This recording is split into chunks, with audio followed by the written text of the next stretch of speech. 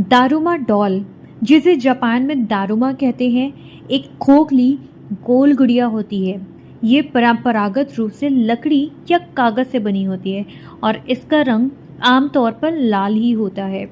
ये एक ऐसी गुड़िया है जिसे भाग्य, सौभाग्य और लक का प्रतीक माना जाता है। इसकी बनावट ऐसी है कि ये कितनी भी झुके हमेशा सीधी खड़ी हो जाती है। इसी वजह से इसे धैर्य और दृढ़ संकल्प का प्रतीक माना जाता है। चलिए जानते हैं दारुमा गुड़िया का भारत से क्या संबंध है। दारुमा गुड़िया का इतिहास भारत से जुड़ा है। यह कहानी बौद्ध धर्म के 28वें गुरु बोधि धर्म से शुरू होती है। बोधि धर्म 5वीं या 6वीं शताब्दी में दक्षिण भारत से चीन गए। वहां उन्होंने बौद्ध धर्म की शिक्षा दी और बाद में यह शिक्षा चीन और जापान में फैल गई। बोधि धर्म ने चीन में शाओलिन मंदिर की स्थापना की और वहां पर बौद्ध धर्म की शिक्षाओं के साथ साथ ध्यान यानी मेडिटेशन और मार्शल आर्ट भी सिखाया।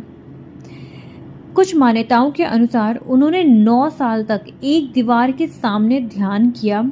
इसी घटना को याद करते हुए जापान में बोधि धर्म की आकृति की एक गुड़िया बनाई गई जिसे दारुमा गुड़िया कहा जाता है।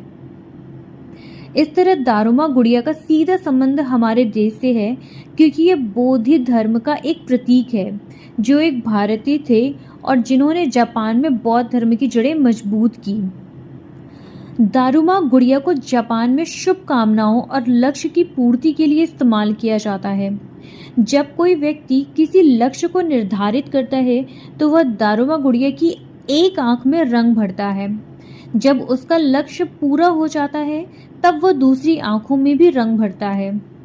यह गुड़िया हमें यह सिखाती है कि चाहे कितनी भी मुश्किलें आएं, हमें कभी हार नहीं माननी चाहिए। जैसे यह गुड़िया कभी गिरती नहीं, हमेशा सीधी खड़ी हो जाती है। ये हमें याद दिलाती है कि हमें हमारे देश की संस्कृति और ज्ञान का प्रभाव सिर्फ भारत तक ही सीमित नहीं है, बल्कि इसने दुनिया में कई हिस्सों को प्रभावित किया है।